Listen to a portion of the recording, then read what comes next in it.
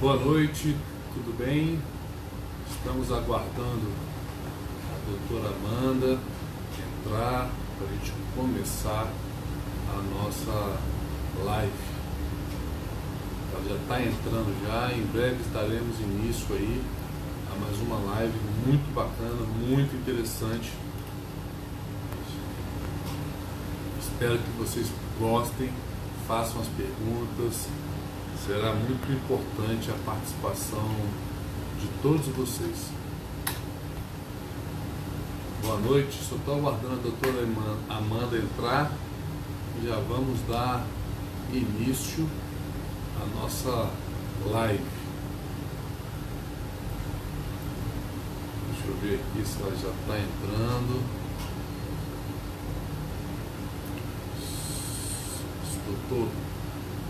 Só estou aguardando a doutora Amanda entrar para a gente dar início. Vejo aqui o doutor Cássio Moro. Boa noite, doutor Cássio. Só aguardando aqui a doutora Amanda para a gente dar início à nossa live. Doutora Amanda.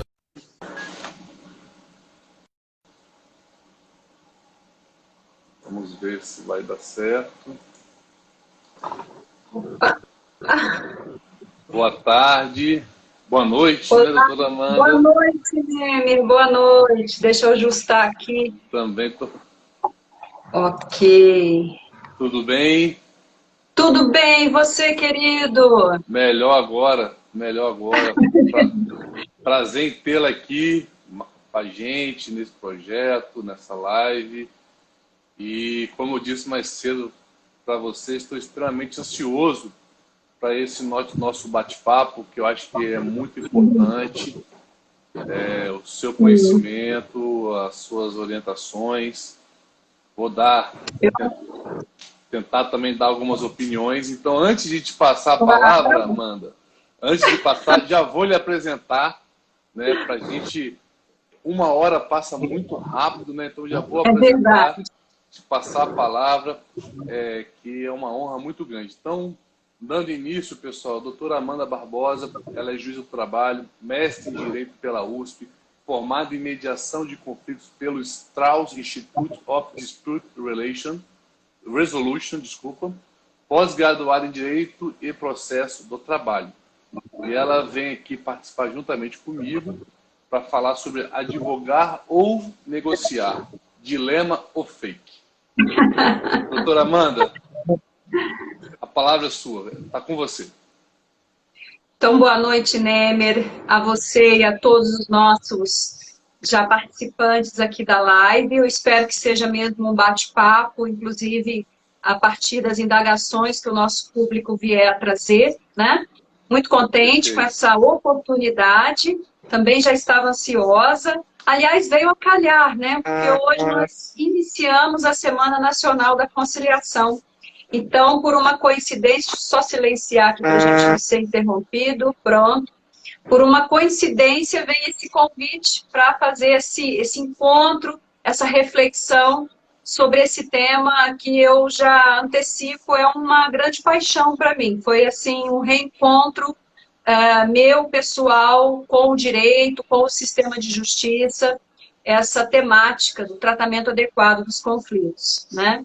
E a proposta vem exatamente dessa nomenclatura, né, Nemer? Quando a gente traz esse título que talvez tenha soado um pouco curioso, né, para o nosso público, dilema ou fake, advogar ou negociar, eu já vou de cara dizer que, para mim, não existe esse dilema, né? E é sobre isso que eu gostaria um pouco de conversar aqui com você, ouvir sua opinião também e a do público.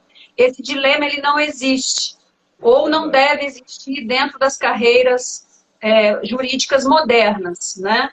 O nosso sistema mudou, a legislação se alterou, ela vem com uma proposta da customização da gestão dos conflitos, não existe mais aquela lógica de todos os casos, de todas as situações terem que se adequar a um procedimento padrão, mas, pelo contrário, nós trabalhamos a lógica dos procedimentos que são adequados a cada caso, né? Do modelo multiportas de solução de conflitos, com várias possibilidades de direcionamento, e o nosso profissional de hoje, seja os advogados, os juízes, os procuradores, ou seja, em todos os campos de atuação nas carreiras jurídicas, ele tem que se adequar a esse novo formato, né? Um formato que, inclusive, visa também resgatar mais a humanidade na prestação jurisdicional, né? Perfeito. Então, a nossa proposta é dizer, é fake, porque o advogar e o negociar, eles agora têm que andar de mãos juntas, no meu ponto de vista, né, Neme? Essa proposta.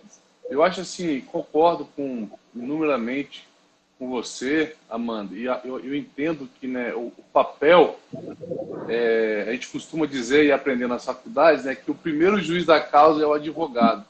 E não Sim. cabe o advogado, assim, o advogado ele sempre tem que ser um apaziguador, né, buscar sempre a solução do conflito, se possível extrajudicial, ou se for necessária a judicialização, mas sempre estar com esse espírito realmente de tentar negociar mais dentro dessas questões, desse cenário que você nos trouxe. E assim, já como eu quero aprender muito com você, eu estou já com algumas perguntas. Claro. Algumas podem ser assim apimentadas ou não, mas eu acho que é importante que a gente consiga esclarecer e debater.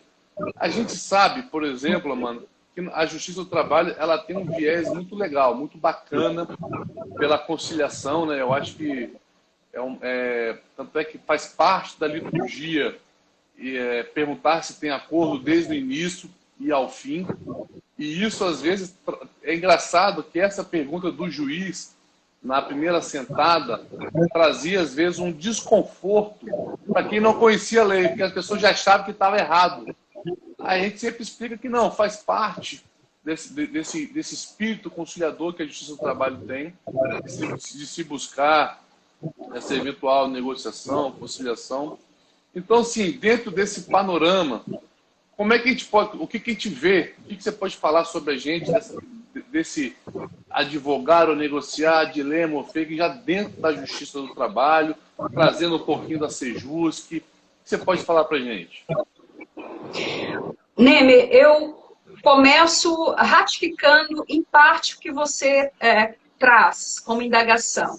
A Justiça do Trabalho, sim, ela nasce junta de conciliação e julgamento, então isso faz parte da filosofia. Nós já éramos vanguardistas, né, em relação a esse tema, vamos dizer assim, já que o CPC, por exemplo, ele só vem dar realmente um fôlego a essa questão agora em 2015, muito recentemente, mas o fato é que nós estamos indo além hoje em dia. A forma, inclusive, que você trouxe a pergunta o juiz indagando, tem acordo? Né? Isso também não é o que a gente apregoa hoje como a melhor técnica no papel de um mediador, de um facilitador de conflitos. Tem colegas, Nemer, e aqui eu estou num ambiente acadêmico, né? Mas que chegam a colocar um não na frente, né? Eles dizem assim, não tem acordo não, né? Isso é a tentativa. Isso de provocação, tá? Eu sabia. Então, isso, assim, essa tentativa conciliatória meramente burocrática, protocolar, ela tem que ser enterrada também, né? Os novos tempos nos fazem buscar a negociação integrativa, uma negociação baseada em técnicas, né? E não aquela negociação do mercado, a negociação barganha, a negociação que quer só repartir a torta e cada um ficar com uma fatia maior, né?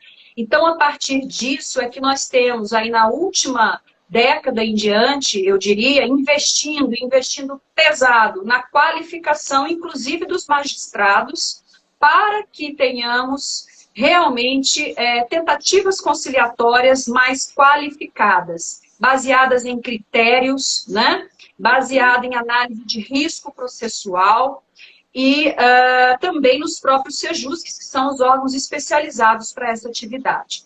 E o que nós tentamos, então, é expandir essa noção da negociação como uma técnica, da negociação como um saber diferenciado que vai exigir novas habilidades e conhecimentos por parte dos profissionais. Nós vivemos um modelo do precedentes. Nosso modelo agora, ele se pauta na uniformização de jurisprudência. Nós vivemos um modelo em que não adianta tentar litigar por litigar, que vai sair muito mais caro, por exemplo, para o empregador. Então, tudo isso tem que ser trazido para o ambiente negocial. E eu lhe falo, quando nós estamos na presença de advogados, sobretudo, que conhecem isso, que praticam a negociação integrativa baseada em critérios, a qualidade também é outra, né? E isso, lógico, passa por capacitação. A maioria de nós não teve, por exemplo, essa formação no ambiente acadêmico de graduação, né? Muitos de nós buscaram, nesses últimos anos, esse conhecimento a partir de pós-graduações específicas sobre o tema, como eu fui fazer. Hoje, felizmente, eu posso compartilhar um pouco isso com alguns tribunais aí do país, né, com colegas que estão investindo também nessa capacitação, seja para essa atuação do juízo conciliatório individual, que continua previsto na CLT, como obrigatório sob pena de nulidade do processo, seja para a prática especializada nos sejusques, né? Nós temos cada vez mais nos profissionalizado, portanto, nesse expediente. E não só por fatores, né, fatores, vamos dizer assim, voltados, não só não, na verdade, a nossa bandeira não pode ser em busca de redução de passivo de tribunais, não. Isso é algo que eu também tenho discutido bastante.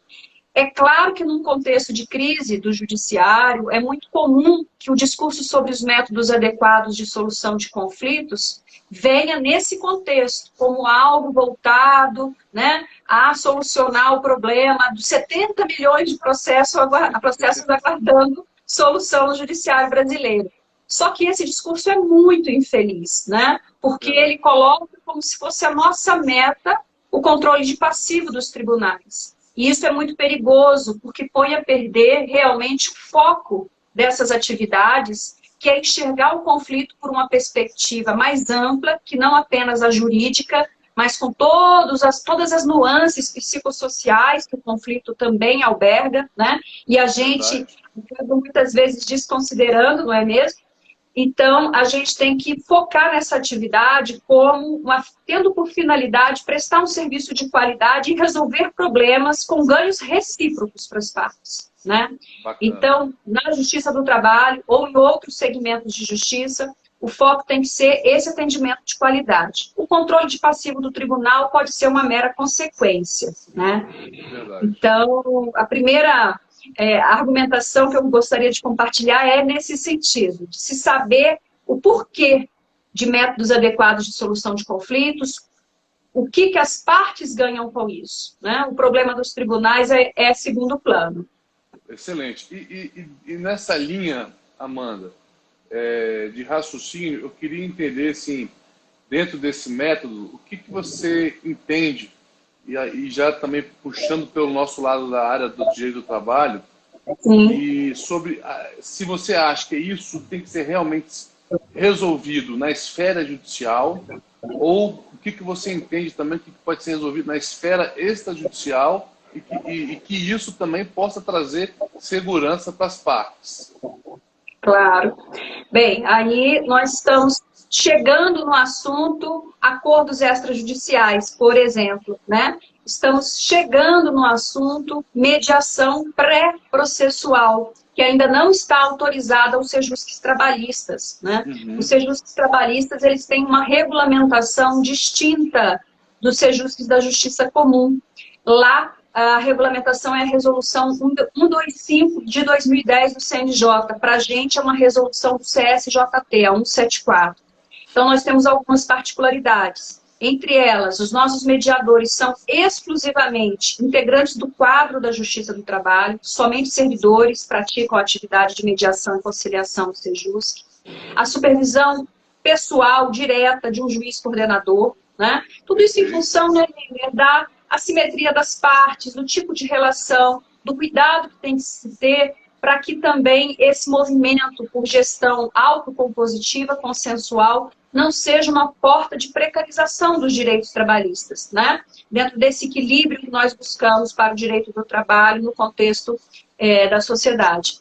Então, para nós também não é permitido a mediação pré-processual, né? E, enquanto na justiça comum, isso é um campo forte deles, tá? Agora, penso que essa cautela inicial talvez já necessite de uma reformulação, de um repensar, dado o momento já de amadurecimento que os Sejusc se encontram e com a legitimidade que ele já goza na sociedade, né? Os Sejusc, eles estão hoje em número de 100 na Justiça do Trabalho e, felizmente, muito bem avaliados pelo serviço que vem prestando, né? Então, eu particularmente sou a favor da mediação pré-processual ser estendida aos Sejuscs também, para evitar a judicialização. Por que a gente precisa judicializar, né? Para depois mediar, né? Então, me parece que não cabe mais no novo contexto essa vedação. E, claro, falando aí, já trazendo para a reforma trabalhista, que colocou nos ombros da advocacia aí um novo protagonismo, não é mesmo? As ações, os acordos extrajudiciais, que mais uma vez foi uma mudança legal, que reforça a necessidade do advogado hoje saber tanto litigar, né, quanto negociar, para negociar bem, para negociar com justiça, com critérios. Eu sou uma entusiasta, Neme, dos acordos extrajudiciais. Sempre fui. Tenho algumas publicações nesse sentido. Agora, me preocupa não o instrumento, mas o que a gente vai fazer desse instrumento. Tá? Eu recebo do Sejusc, dos colegas das varas, essas ações para apreciação. A gente sabe que o procedimento da ação para homologação de acordos extrajudiciais prevê a audiência apenas como facultativa, né? Mas a grande maioria dos juízes do trabalho tem preferido pautar estes processos, exatamente para verificar, já que não acompanhou a negociação, ela foi externa, e que bom, é válido que o seja. Acho que a gente tem que realmente rever essa postura, né, de muita dependência do Estado. Mas a maioria desses processos que são levados para audiência, para verificação de requisitos, né? Para verificação não só de requisitos procedimentais, mas também de conteúdo, se você quiser a gente troca algumas figurinhas sobre isso. O problema é que muitas vezes a gente observa uma deturpação desse instrumento. No início, sobretudo, foi bastante comum as ações apresentadas que, na verdade, não representavam transações. Transação, conforme preceitua o 840 do Código Civil, ela tem por conteúdo concessões recíprocas, né? Um sinalagma dessas prestações e contraprestações. Perfeito. E no início, sobretudo, o que nós observamos foram meras rescisões de contrato sendo levadas como acordos para a homologação judicial, com uma cláusula de quitação geral do trabalhador, né? Aquela rescisão que antigamente ia para o sindicato e a reforma modificou isso, né? Não há mais necessidade, independente do tempo de contrato. Não sei se por conta da modificação legal, de não haver mais necessidade da homologação do sindicato, as empresas, por receio, e até compreensível, né? Mas começaram a adotar o procedimento de buscar a homologação de acordo extrajudicial para fazer rescisão de contrato. Muitas vezes, Nemer, até aguardando-se ali a homologação requerida como condição para pagamento das verbas rescisórias. Ou seja, com isso se extrapolava até o prazo legal de 10 dias. Tá? Então, sou uma entusiasta do instrumento, mas penso que tudo dependerá do que a gente fizer com ele, né? Porque eu já vi também aplicações fantásticas. Advogados que conhecem, por exemplo, jurisprudência, ônus de prova, e rescindir um contrato com uma mulher em instabilidade gravídica, uma trabalhadora em estado de gravidez, e assim que souberam do fato, negociaram, né, pagaram, parcelaram aquela indenização, ou propuseram retorno, enfim. Situações muito interessantes de antecipação ao conflito sobretudo conflitos que certamente vão trazer um passivo para o empregador, né? Essa visão de antecipação que é muito relevante. E a gente ter um instrumento facilitador dessa solução é fantástico. Agora, tudo vai depender, volto a dizer, né, da utilização. E realmente, apenas para homologar rescisões de contrato com cláusula de quitação geral, né, aí vai esbarrar na oposição. Não acontece. Não faz sentido, como até o Cássio diz aqui, né? A Justiça do Trabalho não é para homologar rescisão, né?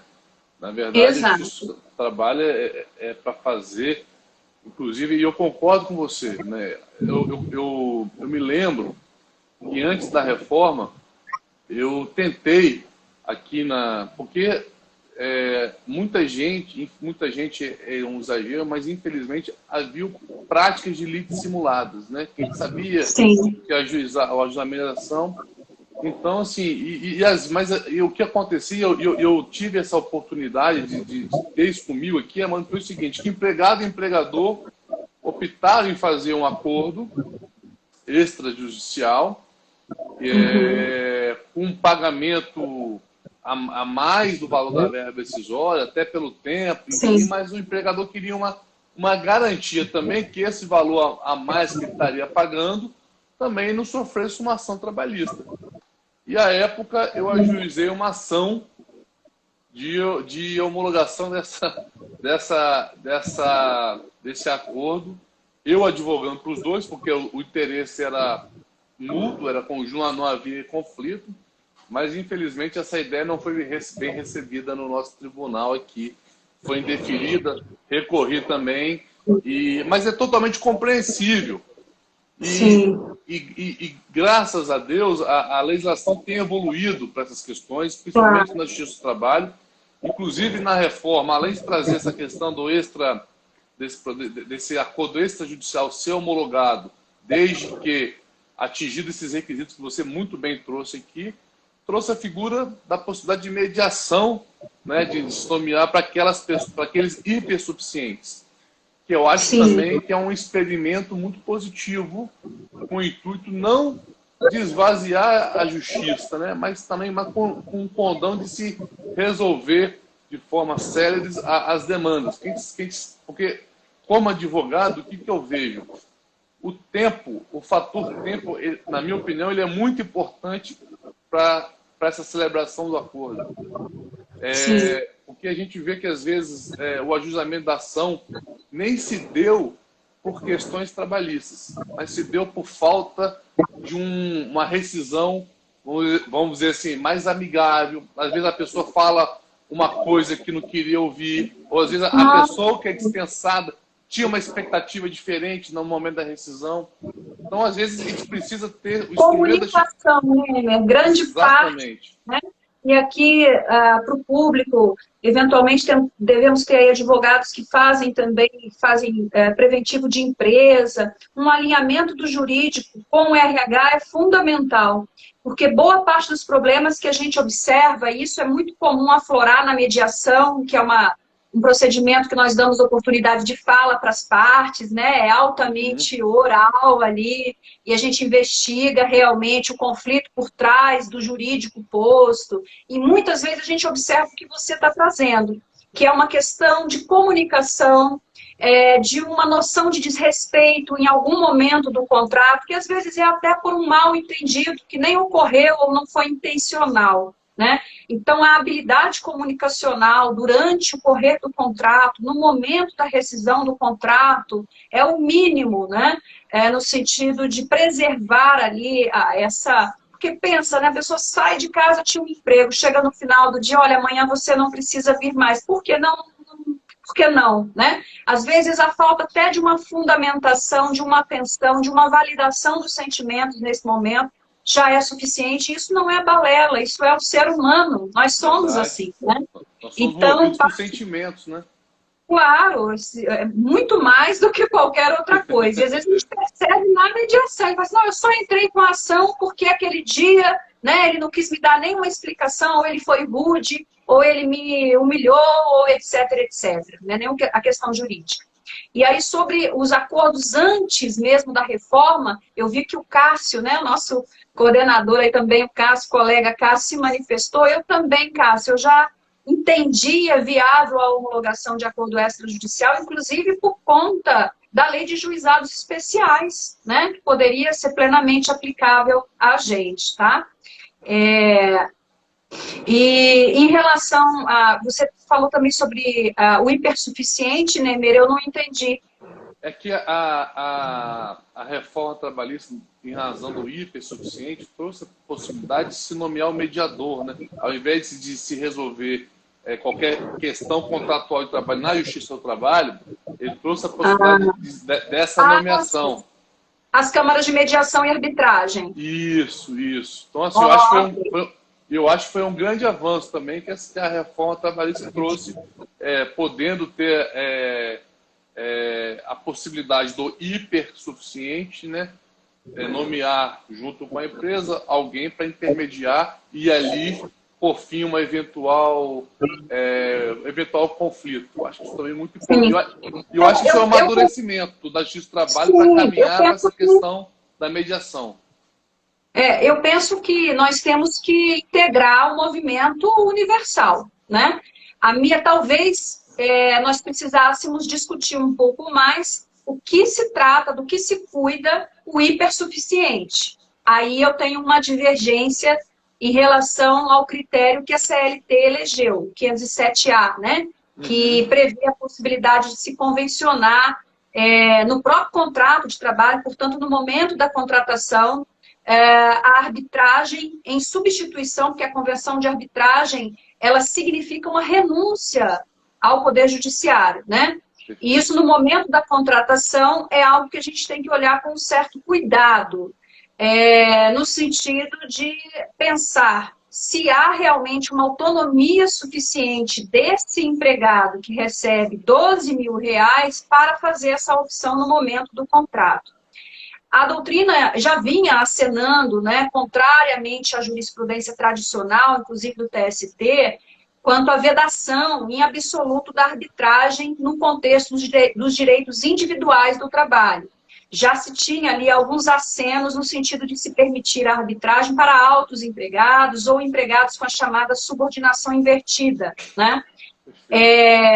A reforma veio, põe eu não vejo inconstitucionalidade, tem colegas que até enxergam inconstitucionalidade no 507A, dizendo que a Constituição Federal previu arbitragem apenas para direitos coletivos do trabalho, né? E aí teria sido um silêncio eloquente a não previsibilidade da arbitragem para direitos individuais, mas eu particularmente não enxergo essa inconstitucionalidade, não comungo desse entendimento, mas penso que uma remuneração um pouco superior também a 12 mil reais não retira do trabalhador a hipossuficiência. Talvez seja até uma remuneração destacada num país que, infelizmente, é um país, né, de desempregados, para começar. Né? Hoje é um país mais de miseráveis, né, infelizmente. De miseráveis. Agora, dizer que ele é um hipersuficiente... Então, eu até costumo tratar essa questão saindo aí com a utilização da própria lei de arbitragem, né? Lá na lei de arbitragem 9.307, de 96, existe um dispositivo, o artigo 4º da lei, que dispõe que nos contratos de adesão, a validade da convenção da arbitragem fica submetida à instituição da arbitragem pela parte aderente. Isso, lógico, não foi pensado para o direito do trabalho, foi pensado para o direito do consumidor, mas a lógica da assimetria, da hipossuficiência é a mesma, direito do consumidor e direito do trabalho. E tenho para mim, aí é um entendimento, ouço a sua opinião, que o contrato de trabalho é um contrato de adesão.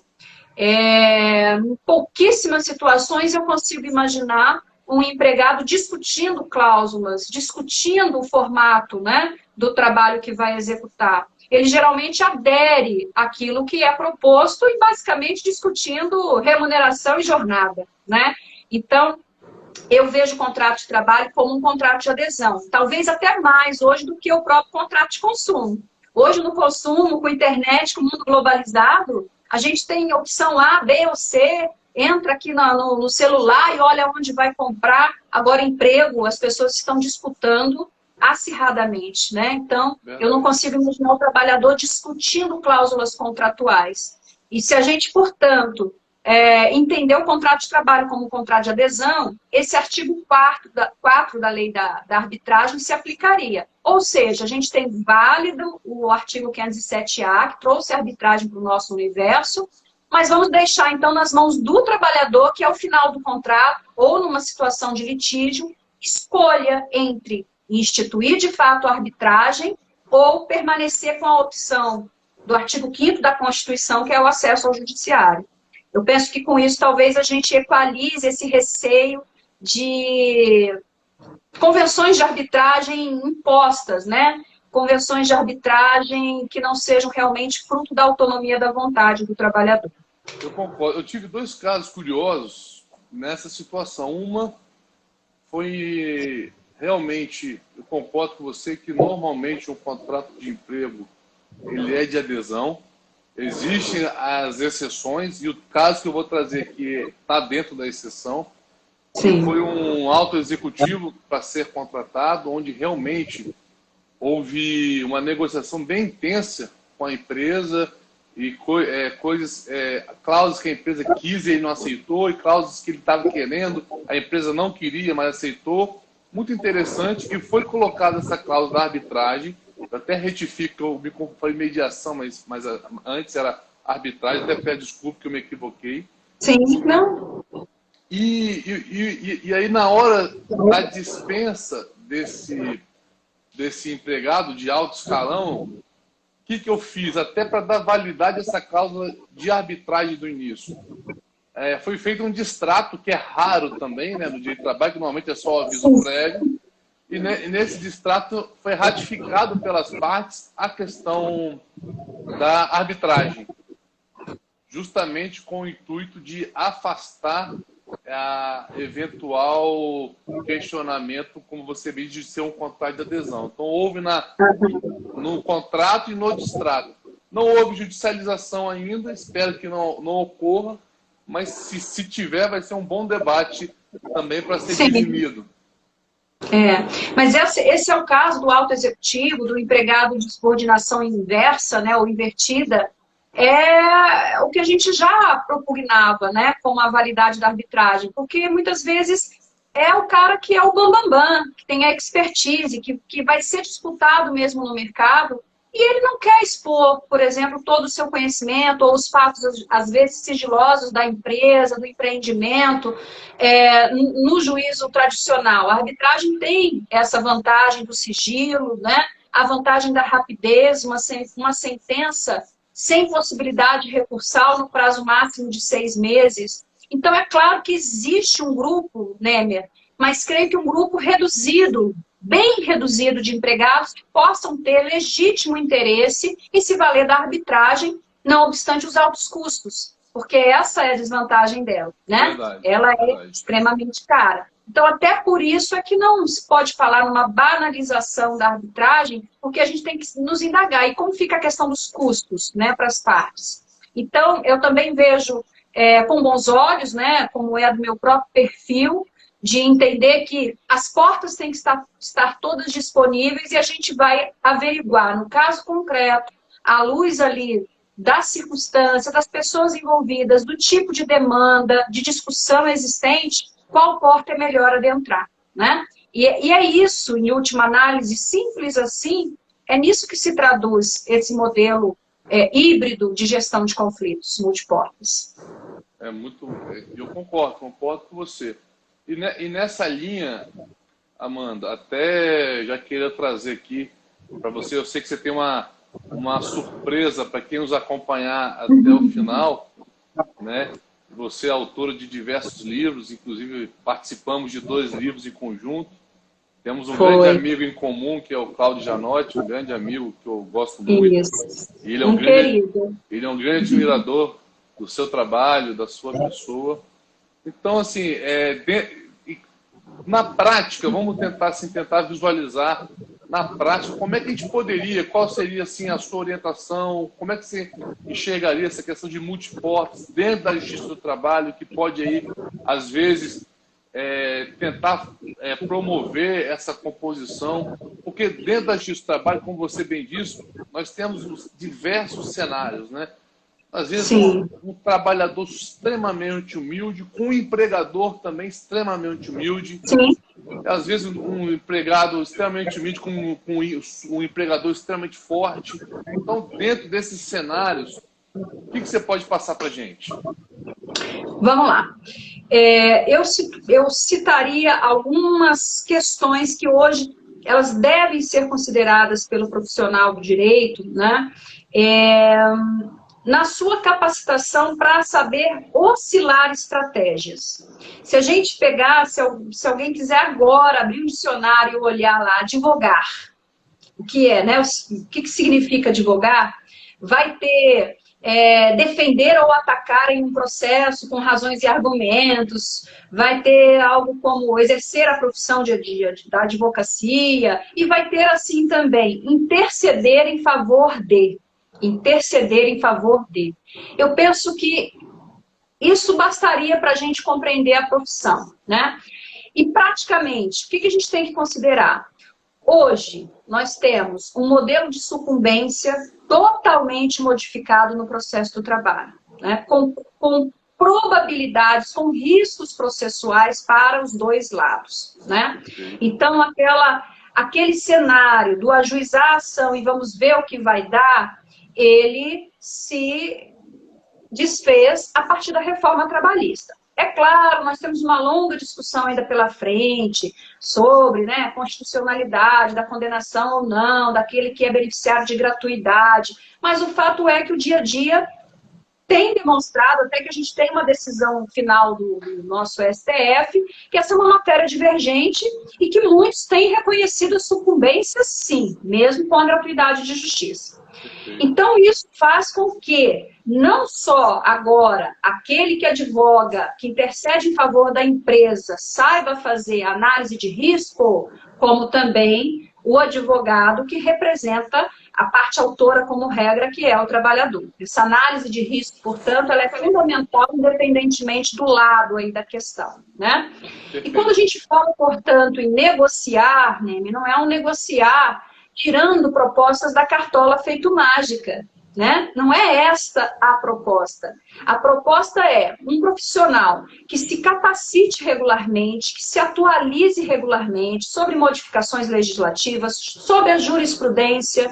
O nosso sistema agora, ele é híbrido. Ele não é nem civil law, nem common law, né? Ele é um modelo que legislação e precedentes vinculam. Então, esse acompanhamento contínuo tem que ser feito. Olha só, eu separei aqui para trazer um dado, por exemplo, para vocês, que eu tinha buscado. Retirei da ata de correição do meu tribunal, que é um tribunal grande porte no Brasil, 15ª região, Campinas, né? Peguei aqui a ata de correição, peguei de 2018, porque isso eu fiz no ano passado. Perfeito. Foram interpostos em recursos de revistas no meu tribunal, em 2018, 33.283 recursos de revista, tá? Despachados, 26.173. Sabe quantos foram admitidos? 2.181, uma taxa de 8,3%. Aí vocês podem estar pensando assim, olha, não, mas aí depois eu vim com agravo de instrumentos, aí subiu. Será? Aí eu fui lá ver a estatística de agravo de instrumento, né? Aí interposto, no mesmo ano 2018, foram interpostos 17.932, tá?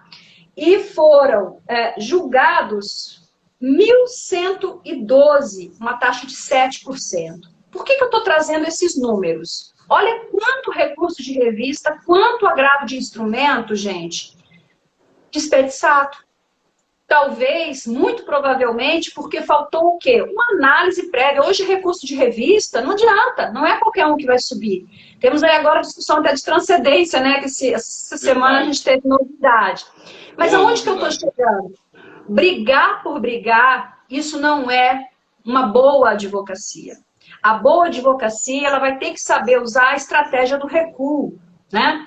Se vocês pegarem e olharem comparativamente, eu tenho também esses dados, às vezes eu faço exposições como coordenadora do Sejusc para empresas, grandes empresas. Nós temos esse hábito de detectar empresas com grande passivo e a gente tenta um contato com um advogado, com um escritório, com um diretor, e a gente expõe algumas coisas. Se a gente olhar, por exemplo, a atualização de um depósito recursal num prazo de 3 anos e a atualização da dívida trabalhista, é um disparate. Então, é um dinheiro que fica lá mal aplicado, né? Fica bem aplicado para o trabalhador, né? Então, um exemplo que eu lhe trago para a gente colocar aqui em mente, né? Do que eu quero dizer com análise de risco realístico, né? Realística. Quando os dois advogados sabem fazer isso, Neme, a zona de possível acordo, que é aquela zona de interseção entre o que se deseja, né, e o mínimo aceitável, ela é sempre muito mais ampla, porque não tem nada irreal, né? Proposta de acordo, construção de negociação é muito concreto, é muito objetivo, né?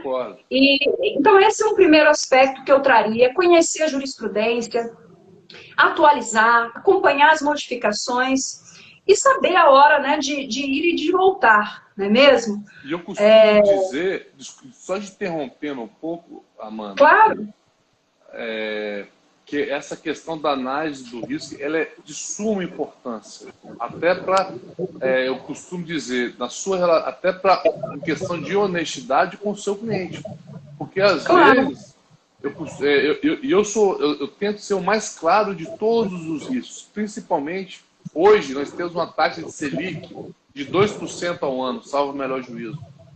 E um processo trabalhista, ele vai no mínimo ter 12% de juros, e a correção a gente vai discutir se é IPCA, se é TR, mas no mínimo, vai ser no mínimo 12%. Então, aquele débito que eventualmente você quer postergar, sabendo a chance de êxito baixa, só vai encarecer a conta. Então, tem momentos que é muito importante, e eu concordo, que cabe aí ao advogado, de ambas as partes, saberem recuar e também encontrar o melhor dos mundos para as duas partes, né?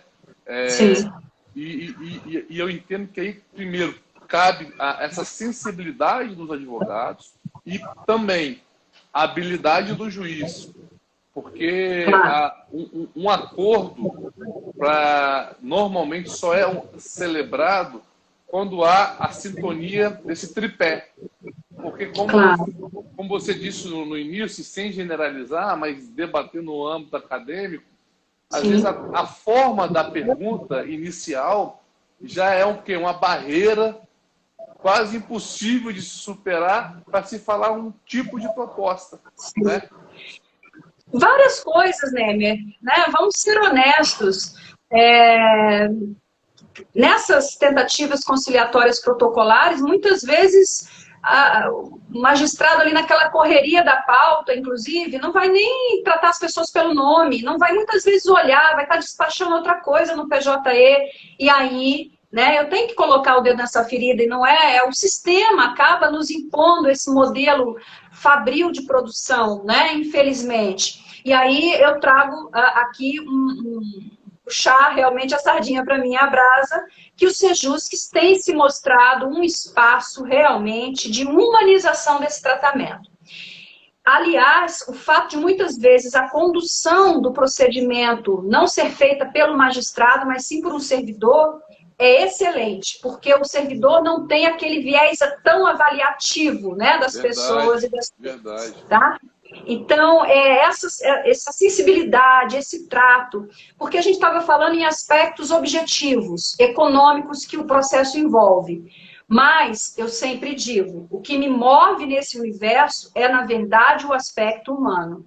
Nós escolhemos o direito e o processo, a gente gosta disso. Agora, as partes não gostam, Neme. para elas é um desgaste emocional, né? Quem está em conflito está ali com uma série de mecanismos, inclusive psíquicos acionados, mecanismos de luta e fuga, enfim.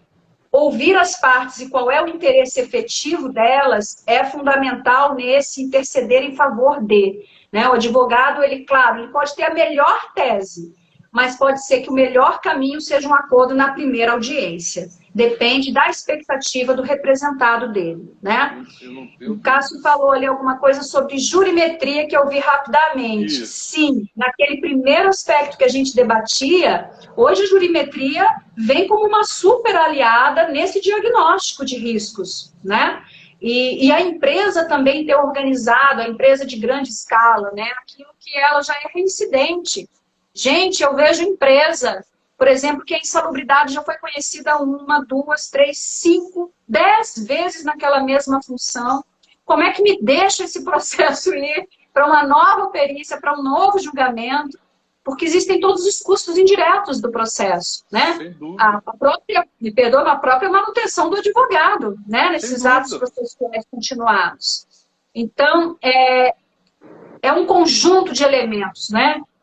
Que pode justificar uma variação dessas estratégias de atuação. E essa questão hoje, a gente costuma até dizer, e eu falo isso muito, que né, o advogado não vale a quantidade de processos que ele defende.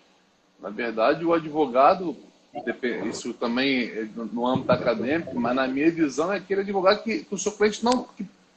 trabalha para o seu cliente não ter problema, não ter processo. Sim.